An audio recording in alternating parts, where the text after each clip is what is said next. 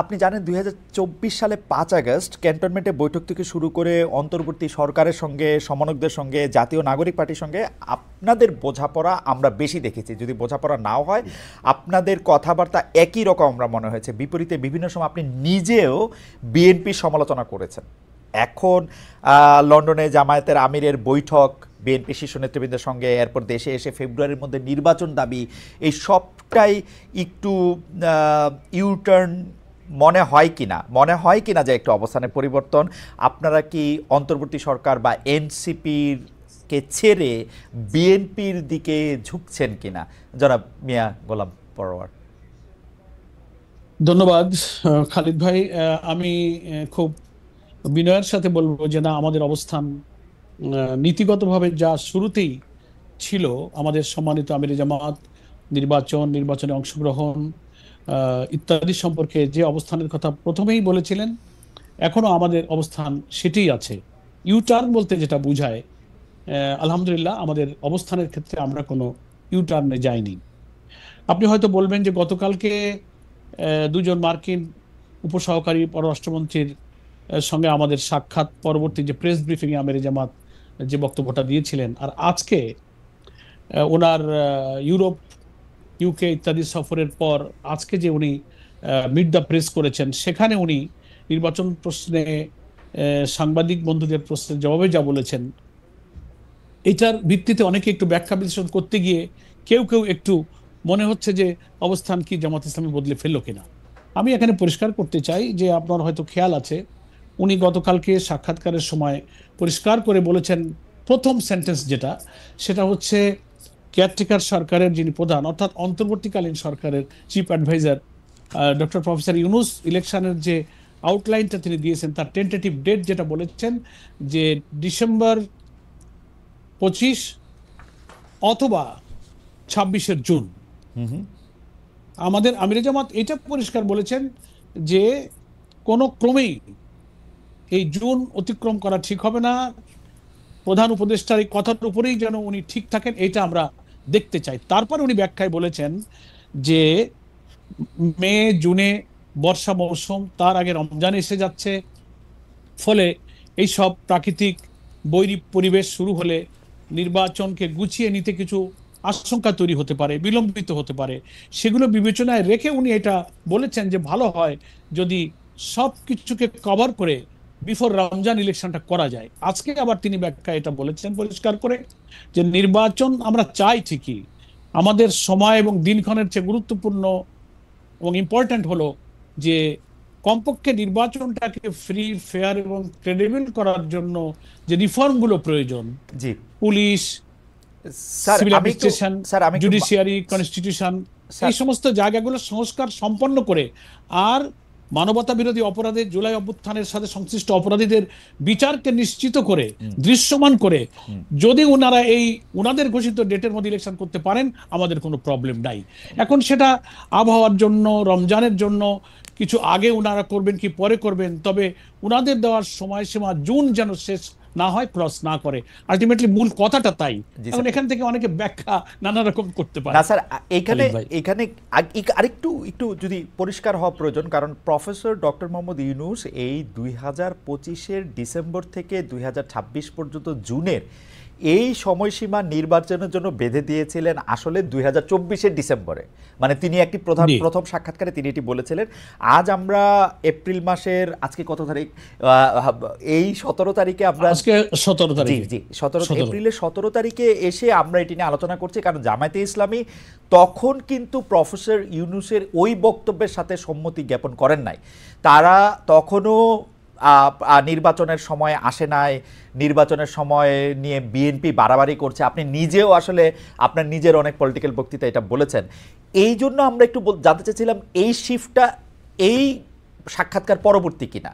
কারণ ডক্টর ইউনূস আগেও বলেছেন যে 2025-এর ডিসেম্বর থেকে উনি 2026-এর জুনের মধ্যে নির্বাচন চান, কিন্তু তখন আমরা জামাতে ইসলামীকে বলতে শুনেছি যে বিএনপি নির্বাচনের জন্য অস্থির হয়ে গেছে, এখনো আসলে নির্বাচনটা করা যাবে না। এখন আবার জামাতে ইসলামী বলতেছে যে না, 2025-এর ডিসেম্বর থেকে জুন পর্যন্ত যেহেতু উনি চেয়েছেন, আমরা চাই রমজানের আগে এটি শেষ করা হোক। তো এটি একটু শিফট কিনা অধ্যাপক না, মিয়া আমরা গোলাম ফরহাদ। আবারও একটু আমি খালিদ ভাই বলি যে জি। এটা শিফট এই অর্থে না, যে আপনার বোধহয় মনে থাকবে যে আমরা যতই নির্বাচন নিয়ে কথা বলেছি কখনোই আমরা কিন্তু কোনো দিন, মাস, ক্ষণ, বছর কিন্তু কখনো আমরা বেঁধে দিইনি। রাইট। আমরা বলেছি নির্বাচনটা ক্রেডিবল করার জন্য মাস, দিন, বছরের চেয়ে নির্বাচন নিরপেক্ষ হওয়াটা হচ্ছে ইম্পর্ট্যান্ট। রাইট। এবং আমাদের আমিরে জামাতও বলেছেন যে আপনার সংস্কার কার্যক্রমটা মিনিমাম ইলেকশনটা ফেয়ার করার জন্য যে সংস্কার তো অনেক করা দরকার। আমাদের রাষ্ট্রের সমস্ত অর্গানগুলো করাপ্ট হয়ে গেছে, পলিটিসাইজ হয়েছে। এটা এই অনির্বাচিত একটা ইন্টারিম গভর্নমেন্টের পক্ষে করা সম্ভব নয়। It will take time. কিন্তু ইলেকট্রাল প্রসেসটাকে সুন্দর করতে যেটুকু প্রয়োজন, 5-6টা অর্গানকে হয়তো একটু রিফর্ম করতে হবে। আমরা বলেছি এইটুকু করতে যতটুকু সময় সরকারের প্রয়োজন ওইটাই হচ্ছে যৌক্তিক, ওকে। ওইটাই রিজনেবল, ওইটুকু সময় দিতে আমরা রাজি। সেটা ফেব্রুয়ারি হোক, মার্চ হোক, জুন হোক, গভর্নমেন্ট যদি উইদিন দ্যাট ডেট এটাকে রিফর্ম করে করতে পারে, we have no complain, we are ready. Okay, কিন্তু আপনার কথা থেকেই আপনার কথা থেকেই বোঝা যাচ্ছে যে আপনারা আগে কোনো ডেট দেন না, এখন আপনারা ডেটের ব্যাপারে কথা বলছেন। এইটুকু শিফট কি আপনারা মানছেন কিনা? অনেকে, কেন আমি প্রশ্নটা করছি, অনেকে বলছেন যে আপনারাই এনসিপিকে বা বৈষম্য বিরোধী ছাত্র আন্দোলনকে বলতেছিলেন যে এখন আসলে আপনারা নির্বাচন চান না, নির্বাচন পরে হোক, আগে সংস্কার হোক, আগে বিচার হোক, তারপরে নির্বাচন হোক। এখন আপনারা বলে অনেকে বলছেন যে এনসিপি থেকে আপনাদের যে সমর্থনের হাত সেটি আপনারা সরিয়ে নিয়েছেন, আপনারা এখন আবার বিএনপির দিকে ঝুঁকছেন। এটি একটি বলা আর কি। না, আমরা এটাকে শিফট না বলে আপনি এইভাবে বলতে পারেন যে প্রধান উপদেষ্টা ঘোষিত যে ডেডলাইনের মধ্যে ইলেকশন করতে গেলে রমজান এবং বর্ষাকাল, এই ব্যাখ্যাটা আমাদের আমিরে জামাত করেছেন। এটাকে কেউ কেউ শিফট মনে করছেন। আমরা কিন্তু আচ্ছা, ঘোষিত ডেটের মধ্যেই আছি ওকে। এবং আমরা কখনো ওনাদেরকে ম্যান্ডেটরি করিনি। আরেকটা কথা হচ্ছে যে আমাদের সাবেক প্রধানমন্ত্রী বেগম খালেদা জিয়ার সঙ্গে আমাদের সম্মানিত আমিরে জামাতের যে সাক্ষাৎ হলো লন্ডনে, সেই সাক্ষাতের পরে এসে আবার একটু আলোচনার ভিন্ন মোড় নিচ্ছে, একটু ভিন্ন না, আমরা রূপ নিচ্ছে। সাক্ষাৎকারের প্রসঙ্গটিতে আসছি। আপনি নিশ্চয়ই খেয়াল করেছেন, আমি জানি যে বাংলাদেশের রাজনীতির আপনি একজন খুবই রাজনীতিবিদদের পাশাপাশি আপনি একজন রাজনৈতিক বিশ্লেষকও বটে। আপনার লেখালেখি, পড়াশোনাতে বোঝা যায়। আমরা দেখেছি যে অনেকে এই দাবি তুলছেন যে ডক্টর ইউনূসের সরকারের 5 বছর থাকা দরকার, ডক্টর ইউনূসের আরও অনেক দিন ক্ষমতায় থাকা দরকার। আপনারা কি এই বক্তব্যের সাথে সমর্থন দেন, বা আপনারাও কি মনে করেন যে ডক্টর ইউনূস আর একটু বেশি সময় থাকলে ভালো হতো? না, আমরা তা বলি না খালিদ ভাই। এই কারণে বলি না যে একটা গণতান্ত্রিক দেশে, গণতান্ত্রিক রাজনৈতিক নিয়মতান্ত্রিক এবং পার্লামেন্টারি সিস্টেম অফ ডেমোক্রেসি যে দেশে রাজনীতিতে আছে, সেই দেশে আমরা জুলাই অভ্যুত্থানের মধ্য দিয়ে নির্বাচিত জনপ্রতিনিধিদের কাছে ক্ষমতা হস্তান্তরের যে কমিটমেন্ট আমরা জনগণের কাছে করেছি, এবং প্রফেসর ডক্টর ইউনূসও অলরেডি তিনিও কমিটেড টু দ্য পিপল।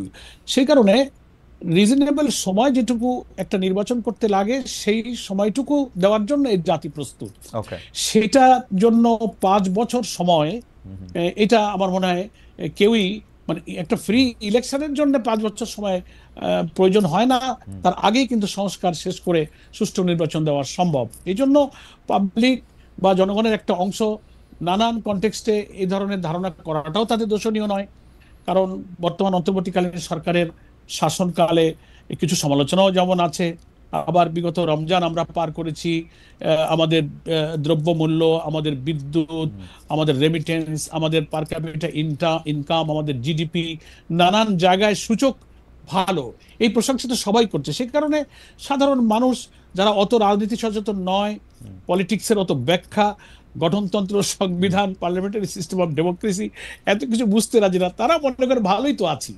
সেই কনসেপশনে একটা পাবলিক পারসেপশন হতেই পারে, আমরা এটাকে কখনো দূষণীয় বলে করি না। কিন্তু বিং এ পলিটিক্যাল পার্টি, আমাদের সংবিধান, আমাদের গঠনতন্ত্র, এগুলোর দিকে নজর রাখলে আমাদের কথা তো নিয়মতান্ত্রিক। আমাদের সংবিধান, আমাদের সাংবিধানিক এবং পার্লামেন্টারি সিস্টেমের দিকে তাকিয়ে একটা অন্তর্বর্তীকালীন সরকার আসলে তার কি দায়িত্ব, তিনি কি কমিটমেন্ট জাতির কাছে দিয়েছেন, সেগুলো সামনে রেখে আমাদের কথা বলতে হয়। সেজন্য আমরা আমাদের কথা বলছি যে আমরা নির্বাচনমুখী দল। আমরা একটা নির্বাচন সুষ্ঠুভাবে করতে যতটুকু গ্রহণযোগ্য সময় আমরা সরকারকে তা দিতে রাজি। অলরেডি গভর্নমেন্ট ইতিমধ্যে একটা টেন্টেটিভ আইডিয়া দিয়ে দিয়েছেন। আমরা তার উপরেই যেন সরকার ঠিক থাকে, এই জন্য আমরা এটাই বলেছি, এটি আমাদের। মিয়া ভাই,